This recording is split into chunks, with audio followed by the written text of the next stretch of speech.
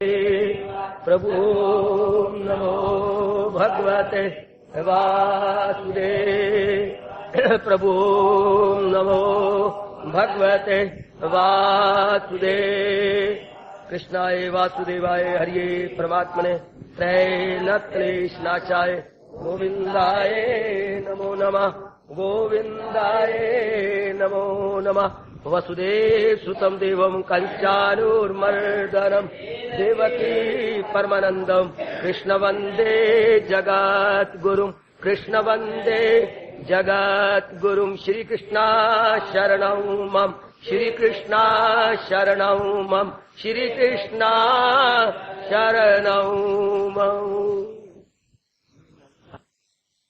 त्वमेव माता च पिता त्वमेव। त्वमेव बन्धु च सखा त्वमेव। त्वमेव विद्या द्रविणम् त्वमेव। त्वमेव सर्वं मम देव देव। त्वमेव सर्वं मम देव देव। अहोभाग्यशाली देवियों तथा कल्याणकामी सज्जनों, अपने इष्ट देव भगवान जी की महती एवं अपार कृपा के फलस्वरूप हम बड़े आदर मान सत्कार पूर्वक न्याय ज्ञान यज्ञ के दौर दौरा में प्रवेश कर चुके थे। पहले अध्याय के नामकरण पर अभी हम विचार विमर्श कर रहे गए। अर्जुन विषाद योग अर्थात इंसान के ऊपर दुख भी नहीं, पीड़ा भी नहीं, क्लेश भी नहीं, इसको भी मात कर देने वाला विषाद, जो इंसान का मन सहन भी न कर सके, उसे अपनी मातृभाषा में बोलते हैं विषाद। जो सहन कर सके वो पीड़ा, उससे ज्यादा बढ़ जाए तो दुख, और भी एक्सट्रीम को पहुंच जाए तो हम उसे कहेंगे विषाद। तो ऐसी दशा क्यों आती है, यही गीता में बैठकर, पढ़कर, सोचकर हमने अनुसंधान कर लेना है। सृष्टि बनाने वाले की ओर से ये नाना प्रकार के आदि व्याधि उपाधि देवी और सज्जनों बनाए नहीं गए, तो ये फिर प्रगट कहां से हो गई? ये नाना प्रकार के रोग, शोक, ताप, क्लेश, बाधाएं और विकट समस्याएं, ये कहां से आ जाती हैं? गीता रिसर्च स्कॉलर्स इसके विषय में बहुत गंभीरता पूर्वक चिंतन कर चुके हैं और उन्होंने हमें तप के आधार पर बहुत कुछ बताया। हम बड़े अनुग्रहित हैं। तो हमने कल थोड़ा सा विचार किया था कि सृष्टि को जब तक यथार्थ रूप में समझा नहीं जाता, अब एकाग्रता पूर्वक काम लीजिएगा, अर्थात सृष्टि को सृष्टि बनाने वाले सृष्टा की ओर से देखा नहीं जाता, तब तक हमारा मन सृष्टि के विषय में, मेरे सज्जनों और देवियों, अपनी ओर से कल्पना करता रहेगा। जब तक इंसान की निज की कल्पना खत्म नहीं हो जाती, तब तक वो नाना प्रकार की समस्याओं में न चाहने पर भी अपने आप को ग्रस्त पाएगा, अवश्य में पाएगा। तो सबसे पहला कार्य ये है, हमें दो ही तत्व दिखाई देते हैं। क्या? सृष्टि और सृष्टिकर्ता, यानी सृष्टा, अर्थात दुनिया या जहान और भगवान। तो पहले जहान का स्वरूप समझना चाहिए, जहान है क्या, या भगवान का स्वरूप समझना चाहिए। पर भगवान का स्वरूप वो समझ सकेंगे जो योग भ्रष्ट है, पिछले जन्म में जिनकी देवी और सज्जनों अच्छी साधना हो चुकी है या इस मार्ग में अच्छे अग्रसर हो चुके हैं, वो इसको सुगमतापूर्वक समझने में सुचारू रूप से कामयाब हो सकेंगे। इसलिए पहले जहान को समझना हमारे लिए बहुत ही बालबोध हो जाएगा। लेकिन जहान को समझिए भगवान की दृष्टि से, भगवान के नजरिया से।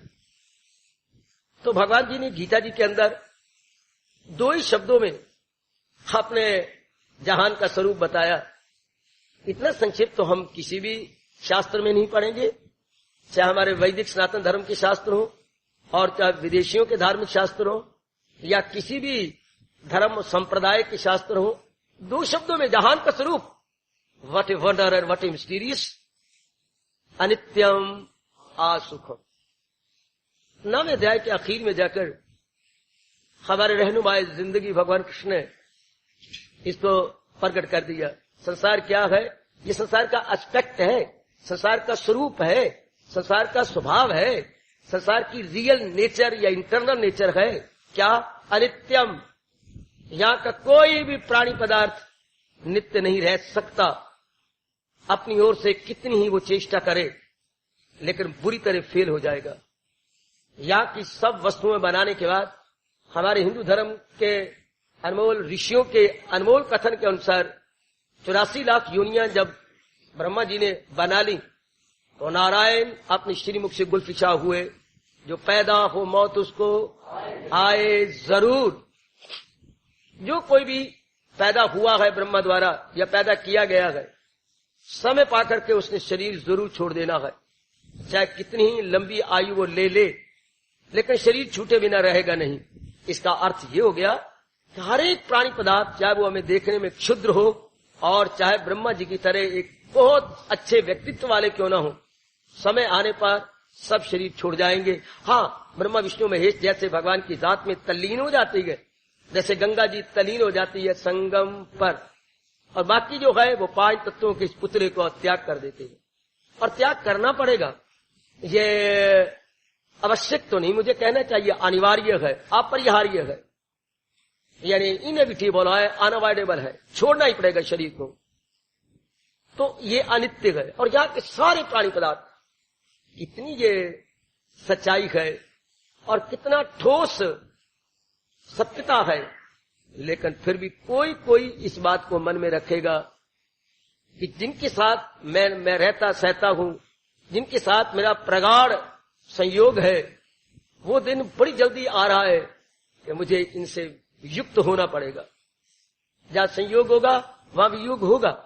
हमारे महापुरुष तो यहां तक कहने का साहस कर गए कि ये तो संशय हो सकता है कि किसी के साथ आपका वियोग हो या ना हो, लेकिन ये संशय नहीं हो सकता कि वियोग हो और संयोग हो और वियोग ना हो।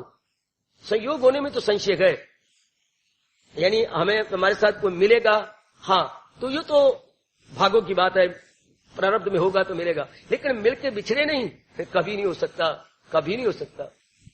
अब यही बात इंसान नहीं पक्की करता। अब ये अटल नियम है कि संयोग के बाद वियोग।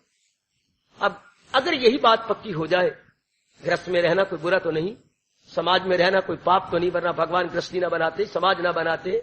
भगवान ने बड़े चाव से गृहस्थाश्रम बनाया है, बड़े चाव से समाज बनाया है, लेकिन बड़े चाव से गृहस्थ आश्रम और समाज में रहने के कल्याणकारी सुखप्रद नियम भी बनाए गए, कल्याणकारी सुखप्रद नियम भी बनाए गए।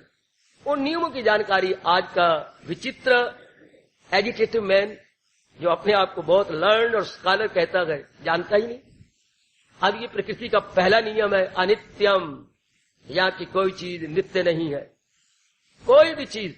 ऋषि 4 कदम आगे बढ़े और कहा, हम स्पष्ट करते हैं, यद दृष्टम तत् नष्टम, यद दृष्टम तत् नष्टम।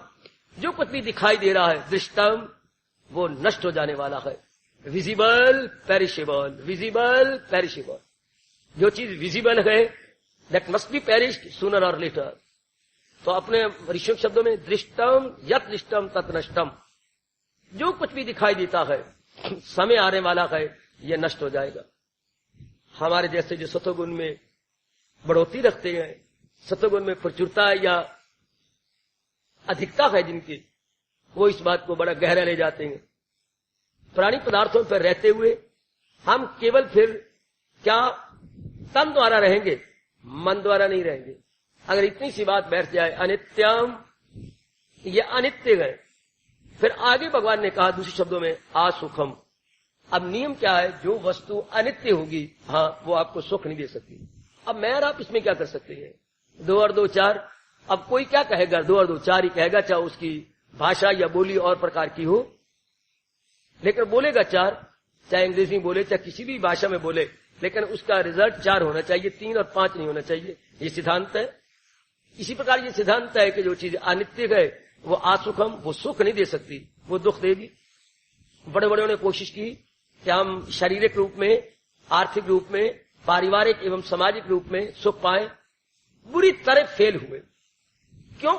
उसमें परिवर्तन हो जाता है, परिवर्तन हमें गवारा नहीं होता, हम सहन नहीं कर सकते, वो दुख की शक्ल ले लेता है। गृहस्थाश्रम में कितने आप आन से, बान से, शान से ढोल ढमाके बजाते हुए प्रवेश करते थे या किया था, परिणाम क्या हुआ? परिणाम मैं नहीं समझता कि सुख में गुजरा हो या बड़े आराम से आपने दिन काटे हो, कभी हो ही नहीं सकता। जो चीज अनित्य गए वो दुखदायी होगी। अपना शरीर, पत्नी, पति, बच्चे, सब के सब, क्योंकि आपने शरीर के आधार पर इनका मिलाप किया है। तो भगवान का ये और आगे नियम होता है कि ताल्लुक से पैदा जो होता है सुख, उसी से नुमाया हो आखिर में दुख। यही संस्पर्श जब होगा, दुख योन्या एवत, जितने ही ये संपर्क हैं इनका परिणाम क्या होगा? दुख। तो दो शब्दों में कहां पढ़ेंगे आप? अनित्यम असुखम। ये चीजें अनित्य हैं, इसलिए दुखदायी है। तो मैंने अभी अभी कहा, अगर ये बात बैठ जाए, अगर तो मैंने लगा लिया, लेकिन मुझे लगाना नहीं चाहिए। हमें मुद्दत हो चुकी है, कोई 40 वर्ष गुजरने वाले हैं गीता सुनते, सुनाते, पढ़ते, पढ़ाते, गहराइयों में जाते हुए। तो अब ये बात अंदर बैठी तो गृहस्थ आश्रम में रहते हुए न रहने के बराबर। गृहस्थ आश्रम में वो रहता जो मन करके रहे, गृहस्थ आश्रम में रहता हुए भी वो नहीं रहता जो कमल के फूल की तरह निराला बन के रहे, अर्थात अपने मन को न उलझाए। हमारा मन इनमें एंटेंगल या इंडल्ज नहीं होगा। मार हम तब खाते हैं जब इनमें ग्रस्त हो जाते हैं। इनमें ग्रस्त ना हो, इनमें रहे पर इनके बन के न रहे। गृहस्थ आश्रम में रहना पाप नहीं, गृहस्थ आश्रम का बन के रहना पाप है। का बन के रहना था भगवान का, भगवान का बन के रहकर गृहस्थ आश्रम में रहना। तन काम में मन रहे, ये गीता कृष्ण का सार है गीता जी के भीतर। ये महाराज जी का निष्कर्ष है, अब उपदेश का निष्कर्ष है मेरे देवियों, मेरे सज्जनों, कि तन द्वारा तो हमारे जो कर्तव्य कर्म है उन्हें पूर्ण रूपेण जो सुचारू रूप से संपन्न किया जाए, परंतु जहां तक मन का वास्ता है पूर्ण रूपेण महाराज जी के साथ संलग्न हो जाए। जैसे कि आप अपनी ओर से भरसक चेष्टा किए जा रहे हैं, जैसे आप अपने आप से यथामति यथाशक्ति पुरुषार्थ में लगी हुई है, भगवान आपके पुरुषार्थ को 4 चांद लगाए। तो संसार का ये स्वरूप जान लिया गया कि ये चीज अनित्य है, दुखदायी है। अब इसी से एक ध्वनि निकलती गई, मन तो जरा भी दुख नहीं चाहता। हमारे हिंदू धर्म का शास्त्र का पन्ना पन्ना तो क्या शब्द शब्द पुकार के कह रहा है, सुखम भूयात दुखम मां भूयात। हे भगवान, हाँ दिन चढ़ा है, उत्तरो उत्तर सुख ही सुख आए। माँ जी मुझे तो सुख भरी बातें करे, पिताजी मिले तो सुख भरी बातें करे, किसी का भी दिन भर में संपर्क हो तो वो सुख भरी बातें करे। दुखम मां भूयात, दुख कभी भी ना हो, दुख भरी बातें कोई न करे, रोता हुआ कोई नजर ना आए। हमारे महर्षि जब समाधि से उठते थे, उनका सबसे पहले यही अपने श्रीमुख से उच्चारण होता था, सर्वे भवन्तु सुखिना। ये अब मैं समाधि से उठा हूं, अर्थात देह अवस्था में, मन में, तन में और मन में आया हूं। अब देह अवस्था में यानी बॉडी कॉन्शियस में मैं आया हूं, हाँ, तो सब भी मुझे चारों ओर सुख ही सुख नजर आए। सर्वे भवन्तु सुखिना, सर्वे सन्तु निरामया, सर्वे भद्राणि पश्यन्तु मा कश्चित् दुर्भाग् भवेत्। कोई भी मुझे रोगी न नजर आए, सर्वे भद्राणि, सब भले दिन देखें, भले बातें सुने, आपस में किसी का लड़ाई झगड़ा न होने पाए। मां कश्चित् दुर्भाग् भवेत्, दुख का भागी कोई भी न हो, कोई भी दुखी और मुझे दिखाई न दे। बहुत सुंदर, सुख सुख सुख। तो फिर संसार में सुख कैसे मिलेगा जो चीजें अनित्य हैं, थोड़ी देर रही और चली गई। तो संसार को हमारे महापुरुष कह गए, अगर सही रूप में समझना हो तो संसार को हम संसार न कहें बल्कि रेलवे प्लेटफॉर्म कह दें।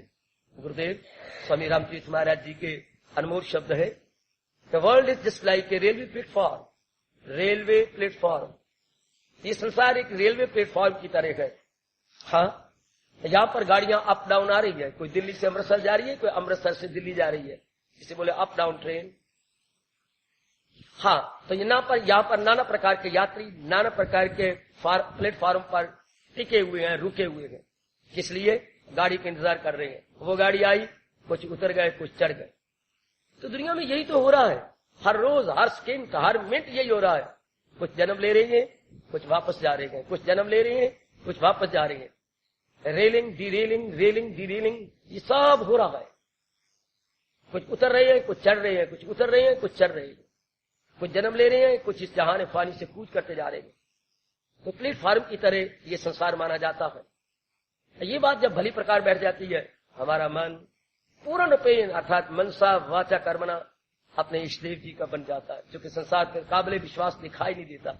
जो चीज न रहे, अनित्य हो, क्षणभंगर हो, हाँ, तो उस पर फिर मन नहीं जमता। मन उस पर जमाते गए जो चीज नित्य नजर आए, सुखदायी नजर आए। तो मैंने कहा ये अभी ध्वनि निकल रही है, तो फिर हमें तो चाहिए वो वस्तु जो सुखदायी हो, तो सुखदायी वो होगी जो नित्य हो, वरना अनित्य वस्तु तो असुखम होती है। सिद्धांत है ये। हमारा हिंदू धर्म सिद्धांत के आधार पर, दलीलों के आधार पर युक्ति युक्त बात करके समझा देता है, हमें कन्विंस कर लेता है, हम सहमत हो जाते हैं। युक्ति युक्त बात कही कि अगर सुख चाहता है तो नित्य की तलाश कर। नित्य क्या होता है? जो सदा सर्वदा रहे, सर्वदा सदा रहे। तो संसार का तो कोई प्राणी पदार्थ सदा सर्वदा रह ही नहीं सकता, क्योंकि ये अपने दिन लिखवा के लाए गए। जो कोई भी नजर आता है, हर एक अपने दिन यहाँ रहने के लिखवा लाया है। इसलिए तो हमारे संत श्रवणी गोसाई जी महाराज अपने श्रीमुख से हम सबको बता, ये राज की बात अपने तप के आधार पर अनुभव करके बता गए। पहले बनी प्रारब्ध, पाछे बना शरीर, तुलसी ये आश्चर्य गए, ये मन नहीं बांधे धीर। ये आश्चर्य की बात है, ये सिद्धांत है, और हमें अपनी चर्म चक्षुओं से देख भी रहे गए, फिर भी मन विश्वास नहीं करता। पर हमारा मन विश्वास किए बैठा है। हमारे मन में ये बात बड़ी गहरी उतरी पड़ी है कि प्रारब्ध टल नहीं सकती, प्रारब्ध सुनिश्चित है, और अपने दिन पूरे करने के बाद हर एक व्यक्ति ने जहां से जाना है। तो फिर हम तो सुख चाहते हैं, तो सुख तो फिर नित्य से मिलेगा। नित्यम सुखम, अब ये ध्वनि निकल आई इससे, अनित्यम असुखम नित्यम सुखम। जो चीज नित्य होगी वो सुख देती रहेगी, और जो चीज अनित्य होगी वो दुख देगी। इसलिए मन में वैराग पैदा हो जाता है। वैराग का मतलब संसार से मन का उठ जाना। संसार से मन का उठ जाना कब? संसार से आशाओं का निकल जाना। हम मन तब लगाते हैं जब एक दूसरे से आशा यानी एक्सपेक्टेशंस यानी होप्स रख लेते हैं। फिर हम एक दूसरे की सेवा तो करेंगे, एक दूसरे के साथ मेल मिलाप तो होगा, किसी प्रकार की आशा नहीं रखी जाएगी। ऋषियों ने यहीं आकर के हम विचारशीलों को चोट मारी। आशा ही परमम दुखम, नैराश्यम परमम सुखम, भागवत पुराण। कि ऐ इंसान, अगर तू आशाएं रखेगा संसार में आकर, तो ये तेरे लिए अत्यंत दुख का कारण बन जाएगी। तो फिर क्या हो जाता है? नैराश्यम परमम सुखम। हमारा मन यहां से क्या हो जाता है? उपराम हो जाता है कि किससे क्या आशा रखूं जो अपने आप में टिकी हुई नहीं, अपने आप में स्टेशनरी नहीं, अपने आप में स्टेबलाइज नहीं है। तो मैं क्या एक्सपेक्ट करूं उनसे जो खुद ही नहीं टिके हुए। हम देखिए टेम्परेरी सर्विस नहीं चाहते, हम गवर्नमेंट सर्विस इसलिए चाहते हैं कि वो परमानेंट होती है और पेंशनेबल होती है। हर एक नर नारी को ये खपती है, जितने भी आजकल यानी मॉडर्न एजुकेटेड है, कि मुझे गवर्नमेंट सर्विस मिले। उसमें गुण ये है कि परमानेंट एंड पेंशनेबल। इस तरह हमारा मन भी चाहता है कि मुझे ऐसा सुख मिले that must be permanent and not impermanent, permanent. तो परमानेंट तो वो सुख दे जो खुद परमानेंट हो। तो इस सारी त्रिलोकी के अंदर एक ही जात परमानेंट है, एक ही जात स्थायी है, शाश्वत है। कौन? भगवान की सत्ता, इष्टदेव जी की सत्ता, इस सृष्टि के बनाने वाले की अमर सत्ता, जिसके इर्द गिर्द जहान घूम रहा है, जिसके इर्द गिर्द संसार परिक्रमा कर रहा है। तो संसार का स्वरूप क्या हुआ? अनित्यम असुखम। ये अनित्य है, दुखदायी है। दुखदायी क्यों है? अगर इस पर भरोसा किया जाता है, तो जिसको पता लग गया ये अनित्य है, भरोसा ही नहीं करेगा, तो संसार अपने आप में तो न सुख दे सकता जी, अपने आप में न दुख दे सकता है। संसार में ये ताकत नहीं कि आपको अपने आप सुख दे। हाँ, संसार की किसी चीज को आप पकड़ लेंगे, अपना बना लेंगे, उसका आलिंगन करेंगे, हाँ, उसका जो रिएक्शन अर्थात प्रतिक्रिया होगी वो दुख में बदलेगी। आप किसी संसार की वस्तु को मानसिक रूप में नहीं पकड़ते, शारीरिक रूप में पकड़ते हैं। जैसे हमारे अनुभवी महापुरुषों की गृहस्थाश्रम नहीं था क्या? भगवान कृष्ण जो बोल रही है, इनका अपना गृहस्थाश्रम नहीं, बड़ा लंबा चौड़ा गृहस्थाश्रम। जिसको सुना रहे हैं अर्जुन का, वो गृहस्थी नहीं था? जरूर। और जो लिख रही है महर्षि वेद व्यास जी, क्या वो गृहस्थाश्रम में नहीं थे? जरूर। उनको सुखदेव जी थे, इकलौता बेटा, महर्षि वेद व्यास जी का गृहस्थाश्रम था। और जो लिख रही हैं गणेश जी एक राइटर बनकर, क्या वो किसी माँ बाप के घर में उत्पन्न नहीं हुए थे, प्रकट नहीं हुए थे? क्यों नहीं हुए थे? हाँ। और संजय जो रिलेट कर रहा है ये सारी महाभारत, किसको? धृतराष्ट्र जी को, क्या वो खुद गृहस्थी नहीं था? भले वो सारथी था, आपने धृतराष्ट्र सारथी। और धृतराष्ट्र जो नेत्रहीन है और अकलहीन है, क्या वो गृहस्थी नहीं थे? बड़े भारी उनकी गृहस्थी, पक्षपाती थे। तुम देखती हैं सारे गीता के इर्द गिर्द, जिसके इर्द गिर्द गीता का उपदेश दिया है, सारे गृहस्थ आश्रम में थे, लेकिन उनको रहने का ढंग आता था।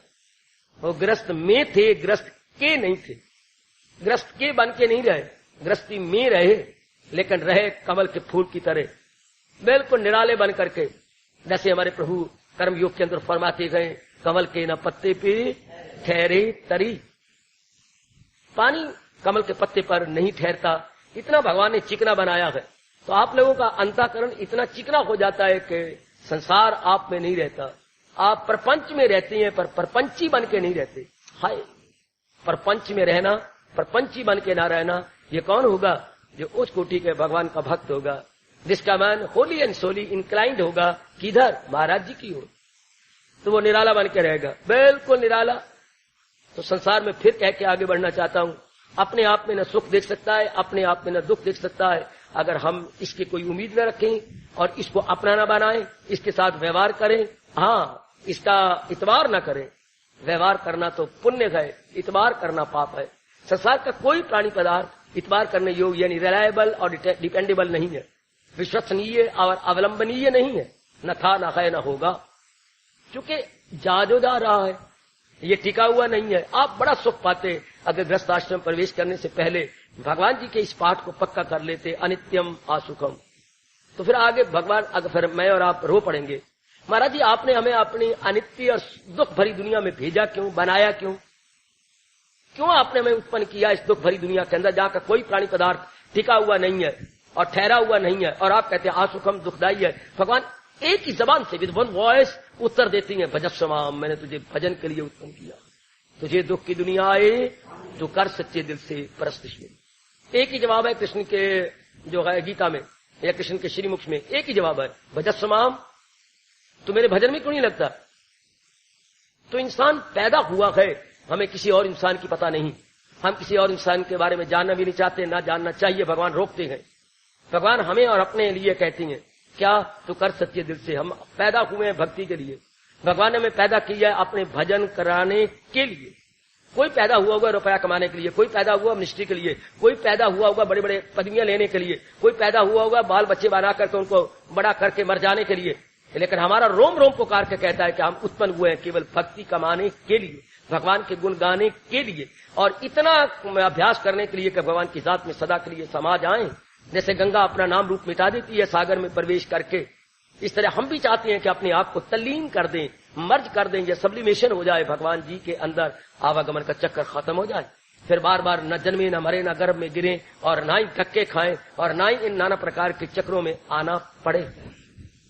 तो हमारा तो जो है जन्म भजन के लिए मन में गहरी बात ले जाओ, अगर नहीं ले गए तो महाराज जी कह रही मैं तो एक संदेश वाहक हूं, एक डाकी की तरह भगवान का संदेश आपको दे जाता हूं हर सुबह हर शाम।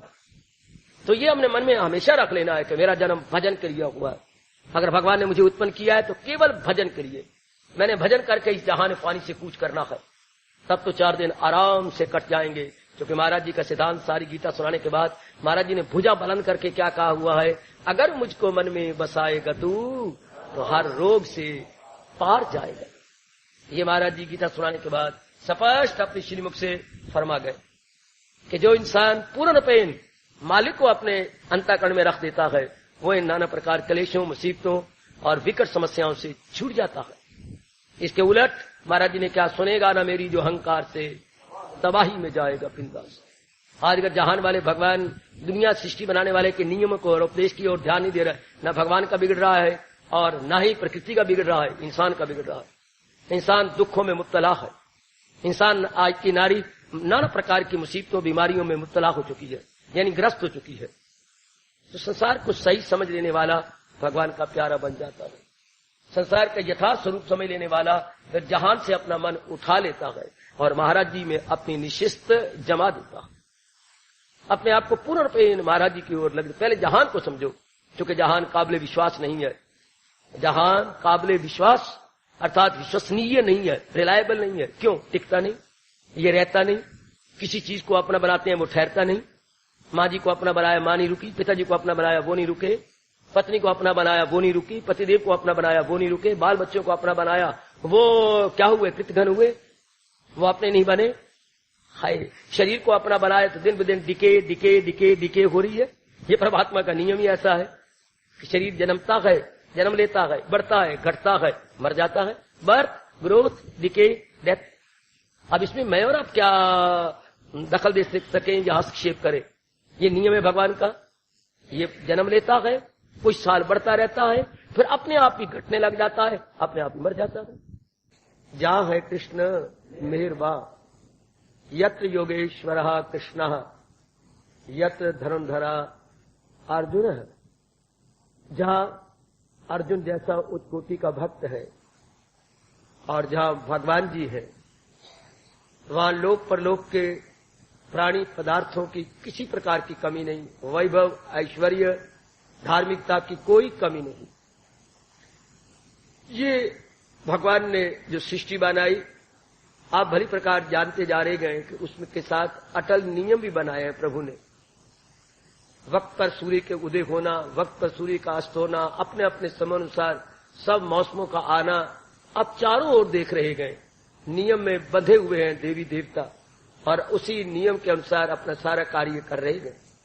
उन अनेक नियमों में ये बड़ा कमाल का नियम है जो मेरे भारतवासी भूल गए। इस नियम को याद रखते, अगर मैं शांति चाहता हूं, आराम चाहता हूं, अगर धन चाहता हूं, लक्ष्मी अर्थात मैं चाहता हूं, तो मुझे लाजमी तौर पर अनिवार्य रूप से भगवान को अपना बनाना होगा। आजकल कोई ऐसी हवा चली है कि हमारे बालिक बालिकाएं, हमारे युवक और युवतियां भगवान को तो रख दिया है बलाए ताक, या रख दिया ओ बादलों और आकाश के परे कि तुम तो वहीं बैठे रहो, ऊपर चढ़ के हे भगवान तुम देखा कर, बस देखा कर। जैसे किसी बुजुर्ग को हम तीसरी मंजिल बिठा देते हैं कि यही खाऊं खाऊं करके मरता रहो, तू मरता रहो, खाऊं खाऊं खाऊं करता रहो। इस तरह भगवान को हमने अपने जीवन में से बाहर निकाल दिया, अपनी बुद्धि और अपने इरादों और अपने विचारों से भी निकाल दिया, अपने दैनिक जीवन से भी उनको बेदखल कर दिया। क्षमा चाहता हूं ये शब्द कहता हुआ, बेदखल, बिल्कुल ही अलग थलग कर दिया। इससे क्या होगा? भगवान का तो कुछ नहीं बिगड़ेगा, ना भगवान के फरमान का बिगड़ेगा, बिगड़ेगा इंसान की बुद्धि का, मन का, तन का। और क्या होगा? दरिंदों परिंदों चरिंदों में जाए। ऐसे जीव अपने योनि को बर्बाद करेंगे, खराब करेंगे। ये परमात्मा का अटल, जैसे नियम हम कहते हैं 2 और 2 4, तो 2 और 2 4 ही होंगे, 3 और 5 तो होंगे नहीं। ये नियम बना हुआ है कि 2 में जब 1 मिलता है तो 3 बन जाते, उसमें फिर 1 और मिलेगा तो 4 ही बनेंगे। इस तरह जहां भगवान जी होंगे, हाँ, तो भगवान के साथ ही सब कुछ है। अफसोस की बात तो यह है कि हम लोगों के, हमारे माँ बाप या हमारे अपने कर्म गंदे के ऐसे माँ बाप हमने लिए जहाँ के भगवान का प्यार नहीं, भगवान की महत्ता नहीं, भगवान की तरफ ध्यान नहीं, बस खाओ पियो विलासता करो और बीमारियां लगा करके अपने शरीर को छोड़ के सड़ जाओ, मर जाओ, खत्म हो जाओ। आम इंसान इसी तरह रह रहा है, खाओ पियो और भोगो, ईटिंग ड्रिंकिंग एंड मैटिंग। अब ये जो नियम है, इसे किसी को पता ही नहीं, ना कोई जानना चाहता है, ना की जानकारी किसी को है। तो इससे क्या हो रहा है? दिन ब दिन देख रहे हैं बीमारियां बढ़ती जा रही हैं, रोग बढ़ते जा रहे हैं, शोक बढ़ते जा रहे हैं, आदि व्याधि उपाधि हमें चारों ओर नजर आ रहे हैं। वातावरण जैसे बना हुआ है, कितना वैशैला वातावरण बना हुआ है, कितना वैशैला, कौन समझाए? वाणियां पढ़ते भी हैं, भागवत पुराण भी चलता है, रामायण भी चलती है, और अपनी गीता जी भी कभी कहीं ना कहीं पाठ होता है। गुरु ग्रंथ साहब के पाठ भी जोरों शोरों से हो रही है, बस पाठ हो रहे हैं, उसको अपनाया नहीं जा रहा, समझा नहीं जा रहा। वरना हर शास्त्र के अंदर आता है। रामायण के पन्ने खोलता हूं तो प्रेम के अश्रु गिरते गए, जहां वो कहती हैं जहां सुमतीता संपत्ति नाना, जहां कुमतीता वित्ति निदाना। जहां भगवान द्वारा बख्शी गई सुमति हो गई, अच्छी बुद्धि हो गई, वहां सब कुछ होगा। और जहां रावण की तरह कुमति हो गई, वहां सब कुछ होते हुए भी नाश हो जाएगा, सब कुछ होते हुए भी गुड़ गोबर हो जाएगा। इधर पढ़ते हैं हम लोग महाभारत, उसमें भी बार बार आता है यतो धर्मा तथा जया। जहां भी धर्म होगा वहीं जीत होगी, वहीं सब कुछ होगा। यत्र धर्मा तथा कृष्णा, यथा कृष्णा तथा जया। तो महाराज जी ने बार बार कहा, महाजनो ये गता सा पंथा। इधर हम इधर आते हैं, गुरु ग्रंथ साहब के पन्ने खोलते हैं, उसमें कितना गजब का, लेकिन आज कौन मानता है? आज उन्हीं के जो कहते हैं हमें हमारे गुरुदेव के अनुयायी हैं। तो अनुयायी किस बात के? ग्रंथ साहब को खोल देना और पाठ करवा देना, तो उसको अपनाना, यह समझना परमेश्वर दे भुलिया व्यापन सभ्य रोग। शायद होगा कोई एक आध माई का लाल जो सुन के अपनाता होगा, वरना पढ़ी जाओ, टेप रिकॉर्डर की तरह पन्ने घिसाई जाओ, पोथियां घिसाई जाओ, और भाई जी को गृहस्थी चलाने के लिए रुपये देती जाओ। बस कल युग ने ऐसी मत मार के रख दी है कि ब्राह्मण भी गृहस्थी चलाने में लग गए, भाई भी गृहस्थी चलाने पे लग गए। तीर्थों पर भी वो कच्छु कुंभ में मोटे मोटे एक पानी के अंदर बैठे हैं, एक किनारे पर बैठे हुए हैं, मोटे मोटे पांडे बैठे हुए हैं, कोई समझ नहीं, कुछ नहीं, बस लहर ही ऐसी चल गई है। ऐसी लहर जैसे आपके बार लहर चली, सारी कांग्रेस मेजॉरिटी लेती जा रही है। ये एक लहर होती है पानी की तरह। इधर भी लहर ऐसी चली पड़ी है, कोई धर्म की कदर नहीं, कोई धर्म की तरफ इंपॉर्टेंस नहीं दी जा रही, बिल्कुल भी नहीं। हम लोग जो आटे में नमक भी नहीं है, इस बात को जान ले कि अगर मैं अपना जीवन सफल करना चाहता हूं तो मुझे भगवान के इस नियम को दीदा दानिस्ता अपना लेना होगा, अपने जीवन में ढाल लेना होगा, अच्छी प्रकार ढालना होगा। वरना तो भगवान ने कहा है, गम बेहिसाब उनको दिन हो के रात, सुनेगा न मेरी जो अहंकार से, तबाही में जाएगा पिंदार से। वो ख्वाहिश का बंदा गुनाहगार कहेगा, या तो उसकी दुनिया में बेकार कहे। भगवान ने इतनी जोर की चेतावनी दी है, जो अमल नहीं मेरी तलकीन पर, जो तकरार हुज्जत करे बेशतर, अलूम उनके अंस फरेबो फतूर, वो जाहिल जाहिल जाहिल तबाही में आए जरूर। ये दुनिया है उसकी न अगला जहां। इतने भगवान ने अपने बताए कि अगर जो अपनाएगा नहीं तो नहीं अपनाएगा, क्या कर, मनमानी करेगा तो मन में क्या है, काम क्रोध वो लोभ अहंकार इत्यादि दोष है। इन दोषों के अंदर जीवन गुजरेगा तो क्या होगा, दुख तकलीफ चिंता फटकर बर्बादी और बार बार जन्म मरण का भयानक चक्कर, ये तो जारी रहेगा मेरे सज्जनों मेरी देवियों। इसलिए संजय के मुख पर बैठ करके सरस्वती भगवती ने ये नियम पक्का करवा दिया, जा है कृष्ण मेहरबान और अर्जुन जैसा पहलवान। पहलवानी का यह अर्थ नहीं लगाना कि महारथी, पहलवान जो भक्ति में पक्का है, जो भगवान के भजन में पक्का है, अर्थ हमने लाक्षणिक लेने गए। आपकी तरह जो भक्ति में लगे हुए हैं, जुटे हुए हैं, लगे हुए हैं, हाँ, और जो अपने मालिक को बसा रहे हैं। वैसे भगवान ने तो ये कह करके गजब ढा दिया, भाई मैं पिता, भगवान कहते हैं मैं सारे जहां का पिता हूं, मेरे लिए सारे बराबर हो, चाहे तुम दुराचारी हो, सदाचारी हो, अच्छे हो या बुरे हो, क्योंकि मैं जो बाप हूं, एक पिता के 4 पूत हो, 2 कपूत और 2 सपूत हो, वो भी तेरे ये भी तेरे, साज कहूं प्रभु मोरे, जो हम भले बुरे सो तोरे। प्रभु अगर भले भी हैं बुरे भी हैं, आप ये तो नहीं मुकर सकते कि आप हमारे पिता नहीं, आप हमारे पिता हैं। भगवान कहते मैं तो खुद अपनी वाणी से कह रहा हूं कि मैं सारे जहां का हूं माता पिता, मेरे वास्ते खल्क यकसा है सब, न इससे मोहब्बत न उससे गजब, मगर ये जो पूजे बासिद को यकीन वो मुझमें गए, मैं हूं उनमें बकी। जो दिलो जान से भगवान को जिनको पता लग गया है या पिछले जन्मों की साथ, इसी तो भगवान रोकते हैं मेरे जैसों को, खबरदार मेरी वाणी उनको मत सुनाओ जो मेरे भक्त नहीं है, जो श्रद्धालु नहीं है, जिनके अंदर आग नहीं लग गई अपने कल्याण की, ये वाणी उनको न सुनाओ। हाँ, पहले तो मेरा भक्त बन, मेरी वाणी को अपना जीवन में ढाल, फिर भक्तों को कहेगा ये राज, उन्हें सर्रे आली सिखा जाएगा, वो बेशक मेरा वस्न पा। पहले भगवान का भक्त बने, वो पहले अपने आप को कुर्बान करे, फिर भक्तों को वो सुनाया करे, बताया करे, तब भगवान खुश होते हैं। जैसे भगवान ने मेरा और आपका मिलाप करवाया, अपनी विशेष कृपा से ये मिलाप करवा दिया, ये इस तरह फिर बड़ा लाभ होता है, भगवान बड़े प्रसन्न होते हैं। अब इस नियम को हम लोग जाने, रजोगुणी नहीं जानेगा, तमोगुणी नहीं जानेगा। रजोगुणी तमोगुणी तो वो तो उनकी तो बातें ही कुछ और है, वो तो कुछ और ही तरह अपने आप को लगाए हुए हैं। वो खुद काम है, कामनाओं में वस्त, वो जन्नत के तालिब है, फंसे जिनके दिल ऐसे अफवाल में, क्या होगा घिरे ऐशो दौलत की, वो तो ऐशो दौलत की जंजाल में घिरे हुए हैं। इतना कम हो गया, ये नहीं मेरी बात बनी, वो नहीं मेरी बात बनी, ये होना था, मेरे काका बीमार है, मेरी पत्नी नहीं ठीक है, बस सारी जिंदगी इसी में कट जाएंगे। मेरी लड़की का ब्याह नहीं होता, कोई वर नहीं मिलता, वर मिल गया तो वर नहीं अच्छा, वर अच्छा है तो वहां भी जो है सांस नहीं अच्छी, कोई ना कोई टंटा पड़ा ही रहेगा, कहीं ना कहीं पक्षी को गुलेल लगती ही रहेगी। हम लोग जो सतोगुणी और कल्याणकामी है, इसको जान ले कि भगवान के बिना मेरी गति नहीं, भगवान के बिना मेरी दुर्गति है। जैसे आप गृहस्थ आश्रम में जानते हैं कि धन के बिना गति नहीं है, हर रोज नए नए खर्चे आती हैं, रिश्तेदारी होती है, रस्म रिवाज पूरे करने पड़ते हैं, तो धन के बिना गति नहीं। आज हमारी बेटियों में भी समा गया कि पढ़ाई के बिना गति नहीं है, हम पढ़ेंगे नहीं तो अच्छा घर बार नहीं मिलेगा, कमाएंगे नहीं तो फिर धक्के खाती रहेंगी, हम बर्तन ही मांझती रहेंगी, इत्यादि इत्यादि।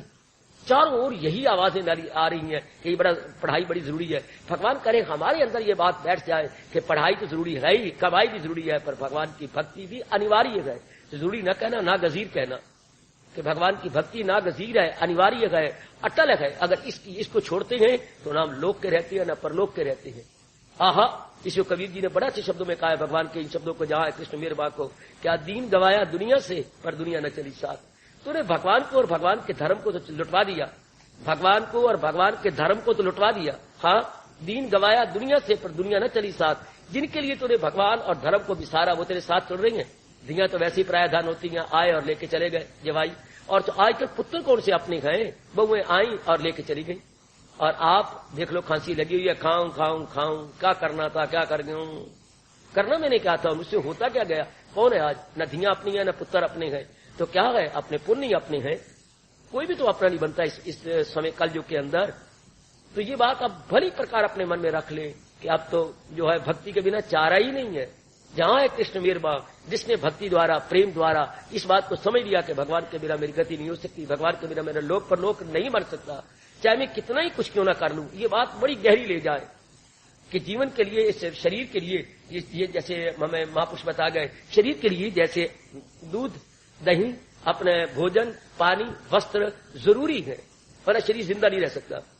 5 तत्वों का बना हुआ शरीर 5 तत्वों की उपज लेके ही जिंदा रहेगा। ये जरूरी है, हमारे पास जरूर चाहिए अगर शरीर रखना चाहते हैं तो। इसी तरह ये भी जाने कि भगवान की वाणी के बिना मेरा मन और मेरे बुद्धि का दिवाला पिटेगा। मैं चुड़ चुड़ के मरूंगा अगर भगवान की वाणी को अपने जीवन में नहीं डालूंगा। तो नाना प्रकार के शोक, कोई किसी कोने से आएगा, कोई किसी कोने से आएगा, कोई कमियां नजर आएंगी, कोई बीमारी नजर आएंगी, कोई बेचैनी बेकरारी नजर आएगी। कब? परमेश्वर दे भूले। हाँ, अगर मैं अपने मालिक को भूल जाता हूं तो व्यापन सभ्य रोग, फिर रोग भी सभ्य का आ गया, आदि व्याधि और उपाधि। ये बात हम गहरी ले जाए। कृष्ण ने इस बात को बड़ी प्रकार कहा है, अगर मुझको मन में बसाएगा तू तो हर रोग से पार जाएगा तू। इस बात को मेरे सज्जनों में देवियों हम लोग तो उतार ले कि प्रभु का बिना मेरी गति नहीं है। जैसे वो कहते हैं धन के बिना हमारी गति नहीं है, शादी के बिना हमारी गति नहीं है, पढ़ाई के बिना गति नहीं। हमारा रोम रोम बोले कि भगवान के बिना हमारी गति नहीं है। भगवान के बिना मुझे सदा रहने वाली खुशी कौन देगा? भगवान के बिना मेरे मन में करार और चैन कौन देगा? भगवान के बिना ये आवागमन की जो बड़ी जबरदस्त बीमारी है, बार बार जन्मो बार बार मरो, इस आवागमन से मुझे छुट्टी कौन दिलाएगा? है ये भगवान के बिना तो कोई दे नहीं सकता। भगवान के बिना ये रोग कौन दूर करेगा? ये नाना प्रकार के रोग, नाना प्रकार की चिंताएं, नाना प्रकार के फिक्र, वो तो वही दे सकती है ना। जैसे हमें पता है कि मुझे कुछ लिफाफे चाहिए, कुछ टिकटें चाहिए, जो स्वामी जी ने कहा था, और मैंने रजिस्ट्री भी करवानी है, तो फिर डाक खाने के बिना आपकी गति नहीं है, आपको डाक घर में जाना ही पड़ेगा। अगर लिफाफे चाहिए, कुछ टिकटें चाहिए, कुछ रजिस्ट्री करवानी है, कुछ कार्ड भी चाहिए, अगर पोस्टल सर्विसेज चाहिए तो you will have to approach post office. बिल्कुल इसी प्रकार अगर हमें मुक्ति चाहिए, आराम चाहिए, सदा रहने वाली शांति चाहिए, तो हमें लाजमी तौर पर भगवान से अप्रोच करनी पड़ेगी। लाजमी तौर कह रहा हूं बच्चे, अनिवार्य रूप से, एसेंशियली हमें महाराज जी की अप्रोच करनी पड़ेगी। अगर ये मन में आग लग गई कि मैंने बार बार जन्मना मरना नहीं, और मैंने ऐसी खुशी लेनी है जो दुख में ना बदले, मैंने ऐसे चैन लेना है जो बेचैनी में ना बदले, मुझे ऐसा करार चाहिए जो बेकरारी के दिन ना देखे, भगवान की अप्रोच करनी पड़ेगी, भगवान के नजदीक जाना पड़ेगा। भगवान कोई चारा नहीं। अगर आप चाहते हैं कि मेरी खुशी से दिन कट जाए, मेरी जिंदगी आराम से कट जाए, गुलाब के फूल की तरह खुशबूदार होकर कट जाए, मैं अनेकों के काम आऊं, अनेक मेरे काम आए, भगवान की भक्ति करनी पड़ेगी, भगवान की भक्ति करनी पड़ेगी, और कोई चारा नहीं, कोई गुजारा ही नहीं है। दुनिया वाले चाहते तो यही गए, लेकिन उनको ये नहीं पता कि मेरी चाहना पूरी कहां से होनी है। वो शांति चाहती है, आराम चाहती है, सुख चाहती है, दुख तो कोई भी नहीं चाहता, लेकिन उनको ये पता नहीं कि सदा रहने वाला सुख तो भगवान की भक्ति से मिलना है। वो कहते ना बहुत पढ़ जाओ, कमा लो, शादी कर लो, बच्चे बना लो, प्लाट ले लो, मकान बना लो, बस 4 दिन आराम से कट जाएंगे। कोई फटफट फटफट फटफट फट भी बाजार से खरीद के पत्नी को पीछे बिठा के चक्कर कटवाया, वाह बड़ी मौज है, बड़ी मौज है। ये है गलती। और इसी को भगवान की ये ना कहते बल्कि ज्ञान दे देते तो कितना अच्छा रहता। हर एक को मुफ्तो मुफ्ती, यानी without any cost, without any labour, without any भक्ति तपस्या या रियाजत, खुद अपनी ओर से मुफ्त मुफ्ती देते क्या। और ये ना कहते जहालत है उर्फा पे छाई हुई तो दुनिया है चक्कर में आई है। भगवान भी ये कह रहे हैं, और मैं अब यह क्या कर सकता हूं कि दुनिया पे जहालत यानी अज्ञानता छा गई है, और सब चक्कर ही चक्कर में है, चक्कर ही चक्कर में। और चक्कर में रह रह रह रह के मक्कर हो जाएंगे, और मक्कर होकर तबाह हो जाएंगे, खराब हो जाएंगे। तो बड़े ध्यान से इसको हम अपने मन में रख लें कि भाई नियम ये है, जहां है कृष्ण मेहरबान, वहीं धन है, वहीं इज्जत है, वहीं मान है, वहीं जाहो जलाल है, वहीं वैभव है, वहां ऐश्वर्य है, वहीं धर्म है, वहीं नीति है, और वहां सब कुछ है। धक्के खाता है वहां पर जहां है कृष्ण मेहरबान। आप ना भूलना मेरी देवियों, मेरे सज्जनों, ये नियम है। जैसे सूर्य उदय के बाद सूर्य अस्त होता है, ये नियम है। सर्दी के बाद गर्मी आती है, ये नियम है। जन्म के बाद मृत्यु आती है, ये नियम है। संयोग के बाद वियोग आता है, ये नियम है। ये भगवान ने अटल। इसी तरह जहां भगवान की भक्ति होगी वहीं आराम शांति सब कुछ वहीं रहेगा। बड़े बड़े चोटी के भगत अपनी जीवनी द्वारा, अपनी आदर्श जीवन द्वारा हमें बता गए, समझा गए। अगर हम मीरा का जीवन देखें, कबीर जी का जीवन देखें, संत श्रोमणी तुलसीदास महाराज जी का जीवन देखें, अपने भक्तों को एक 4 चांद लगाने वाले सूरदास जी का जीवन देखें, भगवान कृष्ण को गदगद करने वाले सूरदास के जो है पदों को पढ़े, कोई समझ आती है कि इसके बिना तो चारा ही नहीं है, इसके बिना तो गुजारा ही नहीं है। ऐसे दिन गुजरते रहेंगे, रोते रहेंगे, रुलाते रहेंगे, और इधर अगर भगवान को अनिवार्य समझ ले, हंसते रहेंगे, हंसाते रहेंगे। अपना भी जीवन अच्छा और दूसरों का भी जीवन भी, मेरे सज्जनों, मेरी देवियों, बहुत ही अच्छा बीतेगा। अपने मन में ये बात और गहरी ले चले, जहां कृष्ण मेहरबा अर्जुन जैसा पहलवान। आहा, जहां अर्जुन जैसा भक्त होगा, अर्जुन जैसा भक्त। हमारे देश में तो अब तक क्या नास्तिकता दिन ब दिन बढ़ती जा रही है। अब तक भी कहा जा रहा है, अब तक भी आपके कानों में गली से, मोहल्ले से, दादी दादा से, सास से, बड़े बूढ़ों से ये बात जरूर सुनती होगी, जननी जान तो भगत जान, कह दाता कैसू। हे जननी, हे जन्म देने वाली माँ, अगर तूने अपने कोख से, पेट से जन्म भी देना तो ऐसे 3 बच्चों को पैदा किया कर, वरना गोबर जैसे जो है पैदा करने, इट्टा जैसे पैदा करने, चुलदे मुन्ने पैदा करने, क्या फायदा क्या हुआ? अपना नूर ही गवा लोगे, अपनी शक्ति भी गवा लोगे। ये अब भी मेरा देश या सदाएं लगा रहा है, जननी जान तो भगत जान, या तो चोटी का कोई भगत हो प्रहलाद जैसा, कह दाता, या तो कोई कर्ण जैसा बड़ा दानी पैदा कर, या तो भगत पैदा कर या दानी पैदा कर, या महारथी अर्जुन जैसा कोई सूरमा पैदा कर। हाय कहे जननी जान तो भगत जान, कह दाता कह सूर, नहीं तो जननी ना जने काहे गवावे नूर। अपनी इतनी चेहरे की रौनक क्यों गवाते हो? क्योंकि एक बच्चे को जन्म देना कम से कम 5 सालों का खाया हुआ चला जाता हो। या आयुर्वेद कह रहा है, एक बच्चे को जन्म देना कम से कम 5 सालों का खाया पिया हुआ सब चला जाता है, सब। इसलिए आप आयुर्वेद कहते हैं अगर सेहत बनाई रखनी है पति पत्नी ने या माँ बाप ने, तो 5 सालों के बाद दूसरे बच्चे की इच्छा करो। उससे पहले करोगे तो अपनी सेहत की दवाई, अपनी खुशी की दवाई, और जिस बच्चे को जन्म दिया है उसके साथ भी वैर कमाओगे, वो भी अच्छे नहीं रहेंगे। आहा, शाबाश। तो ये अभी तो देश में पुकार आती है, अभी भी आती है, शाबाश शाबाश। और गुरु गोसाई जी भी रामायण को पुकार करेंगे, अगर जननी जन्म देना है तो भरत जैसे भगवान के प्यारे को पैदा कर, नहीं तो जननी बांझ रहे, वरना बांझ क्यों नहीं रह जाती? भगवान तेरे जन्म तेरे पेट से पैदा क्यों करेंगे? अगर गंदे मंदे पैदा करके समाज में हलचल मचानी है, दुर्योधन जैसे चंडाल चौकड़ी पैदा करनी है, तो नहीं तो जननी बांझ रहे तो वो अच्छा है। अभी देश की पुकार है। आइए इस बात को रखें कि अगर मैं अपना जन्म सफल करना चाहती हूँ, मुझे भगवान को अपने जीवन का बहुत जरूरी अंग बना लेना होगा, inseparable part and parcel of my life. अपना अंग बनाना होगा। भगवान को हम कैसे अंग बना सकते हैं, ये आप प्रश्न कर सकती हैं। भगवान ने तो कल युग में बड़ा आसान बताया, वैसे तो बड़ी विस्तार पूर्वक इसकी बातें बताई गई, पर कल युग में बड़ा आसान बताया। सदा मेरा पैगम जिसका मन भगवान में लगा रहता है, बस जिसका मन प्रभु में लगा रहता है, इतनी सी बात कही है। मन नाम है विचारों का, विचारों में संसार के विचार ना आए, माँ बाप बहन भाई पति पत्नी कारोबार के विचार ना आए, बल्कि जिस समय का जो काम हो वो कर गुजरे, उनका चिंतन न करें। अगर हम बार बार उनका चिंतन करते हैं, फिर हम लोग का न रह भगत भी नहीं बन सकेंगे, न दुनिया के भगत और न भगवान के भगत। न खुदा ही मिला न वसाले सनम, न इधर के रहे न उधर के रहे। ये अपने मन को तपाक से खड़का के सुना दो कि अगर भक्ति कमानी है और भगवान को अपने जीवन का जरूरी अंग बनाना है, तो लाजमी तौर पर हम लोगों को मन में भगवान का चिंतन करना ही होगा। चाहे एड़ी चोटी का जोर मारें, चाहे रोएं, चाहे प्रार्थना करें कि मेरा मन भगवान का चिंतन करे और कोई चिंता न करे। तन द्वारा हम काम करते रहे, चाहे परिवार के हैं, चाहे समाज के हैं, चाहे गरीब मोहल्ले के हैं, चाहे कहीं के हैं, वो काम करने की आज्ञा दी है। लेकिन मन तो भगवान बार बार कह रहे हैं, फिदा मुझ पे कर दानिशो दिल मदाम। क्या मेरा और आपका मन ये भूल जाएगा जो कृष्ण ने अपना पल्ला बिछा के कहा है, अगर तू मेरा प्यारा बनना चाहता है, फिदा मुझ पे कर, फिदा मुझ पे कर, फिदा मुझ पे कर दानिशो दिल मदाम। मेरा वस्ल पाएगा तू। ला कलाम का मतलब निस्संदेह, अनडाउटेडली तू मेरे दीदार के काबिल हो जाएगा, तू मेरे दर्शनों के काबिल हो जाएगा।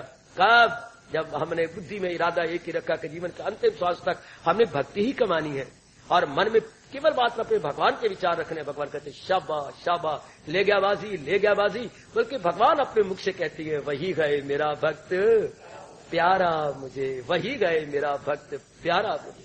ये भक्त मुझे बड़ा दुलारा है, बड़ा प्यारा है, न किसी राग है, न द्वेष है, न लेना है, न देना है, न झगड़ा है, और न ही किसी को जो है गैर समझता है। हर एक की सेवा करता फिरता है, अपने ये साबित कर रहा है सबकी भलाई में कहाँ रहे, और दिल में भगवान की भक्ति है, नेत्रों में प्रेम के अश्रु हैं, और लबों पे भगवान का नाम आए। भगवान कहते हैं, वही गए मेरा भक्त प्यारा मुझे। और जो इस प्रकार जीवन गुजार रही हैं, दूसरों को प्रेरणा दे रही हैं, जरा देखो ना 12वें अध्याय का अंतिम श्लोक, क्या गजब गाते गए। जो करते हैं कायम ये अमृत सा धर्म, यकीन से जो रखते हैं सीनों को गर्म, जो मकसूद आला समझ ले मुझे, वही भक्त हैं सबसे प्यारे मेरे। ते अतीव में प्रिया, ते अतीव में प्रिया, extremely they are dear to me, extremely they are dear to me. जो खुद भी अपना जीवन बनाते हैं और अपने जीवन को दूसरों के लिए आइडियल बना के छोड़ते हैं, आदर्श बना के रखते, एक मिसाल बन जाती है, और दूसरे भी उनसे शिक्षा प्राप्त करके अपने जीवन में एक न्यू इंस्पिरेशन का अनुभव करते गए। भगवान कहते हैं, वो मेरे प्यारे भक्त हैं जो मेरे धर्म को जिंदा रखे हुए हैं, जो भगवान के नाम को तरोताजा रखे हुए हैं। भगवान के भक्ति तो नाम, भगवान के नाम में तरोताजगी लाते गए। आज तक भगवान का नाम बासी नहीं हुआ। ये भक्तों की मेहरबानी से भगवान के प्यारों ने ऐसा रखा है कि भगवान का नाम तरोताजा रहता है। अगर एक छोटा सा कोल्ड स्टोर हर चीजों को ठंडा रख सकता है, तो क्या भगत का ठंडा मन और भक्ति से भरा हुआ मन भगवान को नहीं रख सकता तरोताजा? उनकी भक्ति से ही भगवान जी की याद तरोताजा रहती है और हम लोग शिक्षा प्राप्त कर लेते हैं। अपनी ये रख ले बस, वो तो बड़ी कुर्बानी कर गए, हमारे लिए नक्शे कदम छोड़ गए। अब हमारी बारी आई है, हम ये बात रख ले, मनुआ याद रख ले, नियम है तेरे परमात्मा का, जहां है कृष्ण मेहरबान, आशीर्वाद।